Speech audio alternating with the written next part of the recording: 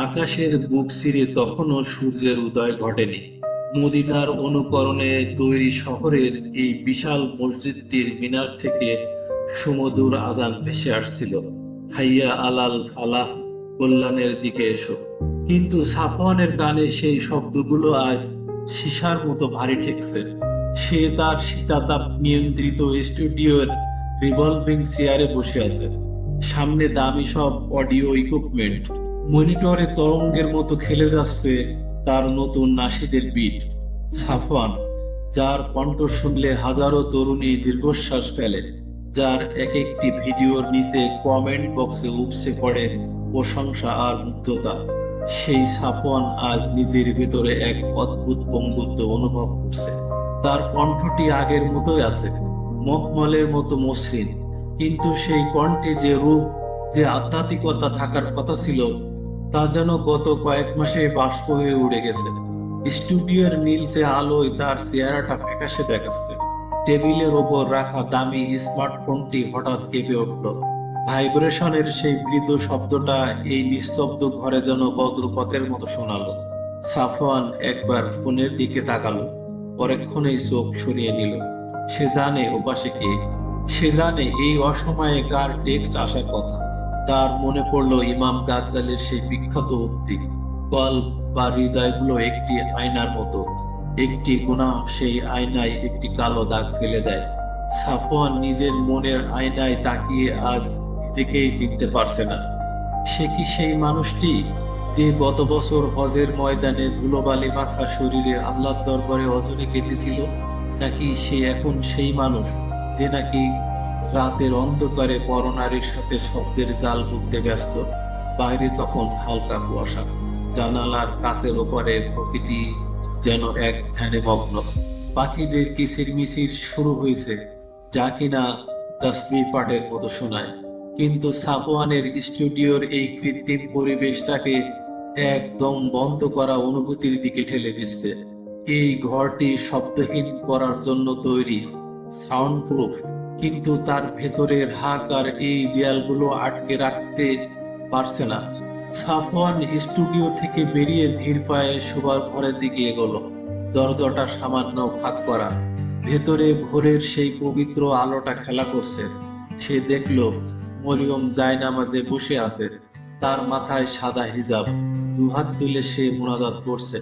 মরিয়মের এই রূপটি সাফওয়ানের কাছে এক সময় পৃথিবীর সবচেয়ে সুন্দর দৃশ্য ছিল, কিন্তু আজ কেন যেন সে মরিয়মের সামনে যেতে ভয় পাচ্ছে।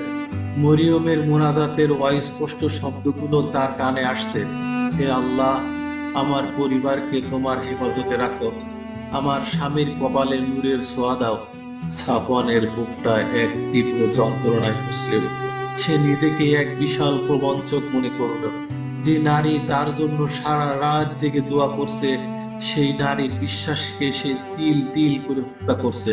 সাফওয়ান বুঝল, পরকীয়া আসলে কোনো শারীরিক বিষয় নয়, এটি হৃদয়ের এক জটিল ক্যান্সার। এটি প্রথমে মানুষের ঈমানকে খেয়ে ফেলে, তারপর তার বিবেককে অন্ধ করে দেয়। সাফওয়ান দরজার পাশে দাঁড়িয়ে রইল। সে ঘরে ঢোকার সাহস পেল না।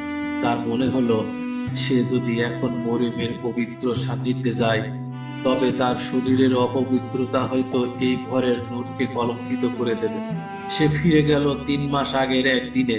একটি চ্যারিটি প্রোগ্রামে তার সাথে প্রথম দেখা হয়েছিল সেই নারীর। নাম তার সাহেলা, নামী এক ব্যক্তিত্বের স্ত্রী। প্রথমে আলাপ হয়েছিল ইসলামিক আর্ট নিয়ে, তারপর ধীরে ধীরে তা মোড় নিল ব্যক্তিগত কষ্টের গল্পে। সাফওয়ান নিজেকে বুঝালো, সে তো কেবল একজন বিপদগ্রস্ত বোনকে সান্ত্বনা দিচ্ছে, কিন্তু শয়তান তার জালে কিভাবে যে সহানুভূতির আবরণে আসক্তি ঢুকিয়ে দিল, সাফওয়ান টেরও পেল। এখন অবস্থা এমন যে সাফওয়ানের নাশিদের প্রতিটি সুরের আড়ালে সাহেলার হাসির প্রতিধ্বনি থাকে। সে যখন আল্লাহকে নিয়ে গায়, তার অবচেতন মন তখন সাহেলার ইনবক্সের নীল বাতির দিকে চেয়ে থাকে। এটি কি সেই পথভ্রষ্টতা যার কথা যুগে যুগে অলি আউলিয়ারা সতর্ক করে গেছেন? সাফওয়ান বারান্দায় গিয়ে দাঁড়ালো। ভোরের বাতাস বইছে, এই বাতাস বড় পবিত্র, এটি মানুষের ক্লান্তি ধুয়ে দেয়। কিন্তু সাফওয়ানের মনে হচ্ছে বাতাস তাকে বিদ্রুপ করছে। গাছের পাতারা যখন নড়ছে, সাফওয়ানের মনে হচ্ছে তারা যেন আঙুল উঁচিয়ে তাকে বলছে, ওহে নাশিদ শিল্পী, তোমার সুর কি কেবল মানুষের কানের জন্য? তোমার রবের জন্য কি তোমার কাছে কোনো সুর অবশিষ্ট নেই? দূরের দিগন্তে লালিমা ফুটে উঠেছে। দিন শুরু হচ্ছে, পৃথিবীর মানুষ জেগে উঠবে। সাফওয়ানকে আবার তার সেই সেলিব্রিটি মুখোশটা পরে নিতে হবে।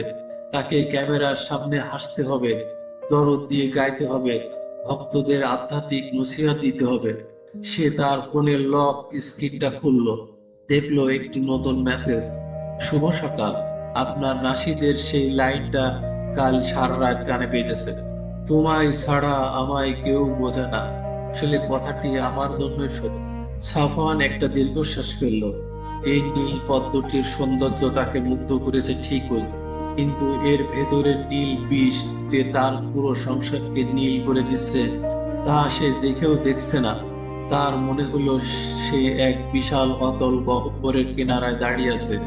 এক কদম এগোলেই ধ্বংস, আর পিছু হটার শক্তি সে হারিয়ে ফেলেছে। আজানের শেষ প্রতিধ্বনি তখনও বাতাসে ভাসছে। সাফওয়ান বিড়বিড় করে বলল, হে আল্লাহ, আমি কি ফিরতে পারবো, নাকি আমার এই পতন আমার শেষ পরিণতি? আকাশের মেঘেরা কোনো উত্তর দিল না। শুধু এক ঝাঁক পাখি উড়ে গেল পশ্চিম দিকে পূবে, যেন তারা কোনো এক অজানার সন্ধানে চলে যাচ্ছে। ঠিক যেমন সাফওয়ানের শান্তি আজ তাকে ছেড়ে অজানায় পাড়ি জমিয়েছে।